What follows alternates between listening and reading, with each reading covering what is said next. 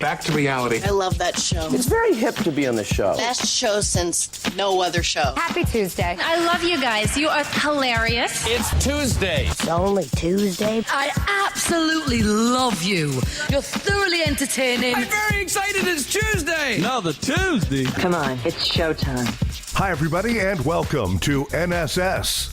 This is the Reynolds Report. Snowboarder Shaun White is apologizing for his Halloween costume. Over the weekend, the three-time Olympic gold medalist was slammed by the Special Olympics for dressing up as Simple Jack, a character with a disability played by Ben Stiller in Tropic Thunder. Shaun said on social media, quote, "I owe everyone in the Special Olympics community an apology for my poor choice of Halloween costumes. It was a last-minute decision. It was the wrong one. Special Olympics are right to call me out on it. They do great work supporting many tremendous athletes, and I'm so sorry for being insensitive. Lesson learned." Special Olympics said disability is not a joke, nor should it be a punchline. We hope that Shaun White and others learn that this just continues stigma, stereotypes, and discrimination. Well, I guess this is kind of cool. Last night on Jimmy Kimmel Live, Morgan Freeman says he saves suits he wears in movies and keeps wearing them in his private life. I'll tell you what I save from film. What do you say? What has suits? Yeah. Do you wear them or you just keep them? I keep them and I wear them. You keep them and you wear them? Yeah. Do people ever notice and go like, "Hey, didn't you have that suit on?" And I'm always expecting someone to say, "Yeah, oh yeah, that's a suit you want to," but nobody has.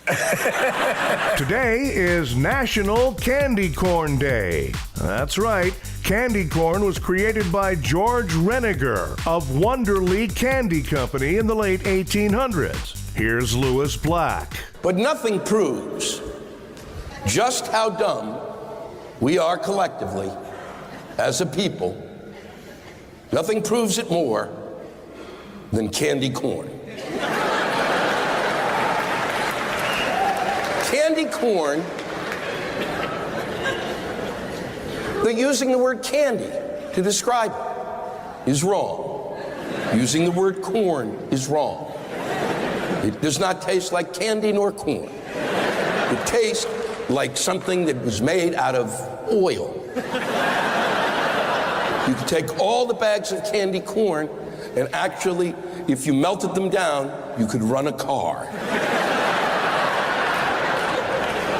All the candy corn that was ever made was made in 1914. They never had to make it again. We never eat enough of it. We only eat 2 or 3 or 4 pieces apiece. And so, literally after Halloween, the candy corn companies send out their minions, a word I've never really had the opportunity to use. And they go from garbage can to garbage can and collect the corn and throw it back in the bags. And it appears next year. Trump is sending more troops to the border than there are actually people walking in the caravan in it, while still almost 1,000 miles away. And oh yeah, a good number of those desperate people are women and children. American tax dollars at work, folks. It turns out mail bomber Cesar Sayok is a mentally unstable, Russia-loving, follically challenged, narcissistic man-child obsessed with Donald Trump. So in short, he is Donald Trump. In London on Sunday at 3 a.m., 3 of the NFL's Jacksonville Jaguars players were arrested for running out on a $65,000 bar tab. They lost later that day to the Eagles 24-18. You know, it's never a good sign for a football team when chubby British bobbies can run them down.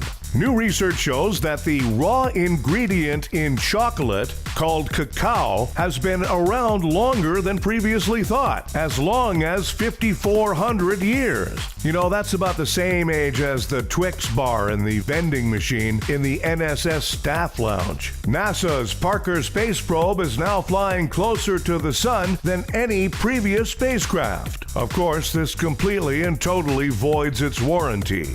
China's first private sector space rocket has failed. Officials in China believe that the problem exists because they may have stolen the wrong thing and accidentally got the plans to Donald Trump's unsecured iPhone. Stephen King released a new book, but even though it's near Halloween, the book isn't scary. I guess he figured the world was already frightened enough for everybody. The city of Boston will hold a parade this Wednesday to celebrate the Red Sox winning the World Series. That's good news for the local bars because, well, we all know the people of Boston need a really big occasion before they even consider having an adult beverage. Time for Nobody Gives a F***. A woman in Utah gave birth while stopped at an intersection. Wow, some of these red lights are way too long. Hey, traffic intersections. Nobody gives a f***. Kim Kardashian said that Kanye West wants to have 7 children. Evidently, 1 for each mood. Hey, worst family of America. Nobody gives a f***. Google CEO says artificial intelligence is a more important discovery than fire or electricity. Yeah? This guy's never been camping. Hey, Google. Nobody gives a f***. Thanks, everybody. We have a new episode of the Reynolds Report for you every weekday. Be sure to check out NSS Live starring Frank D'Angelo, Tuesdays and Thursdays for NSS Live.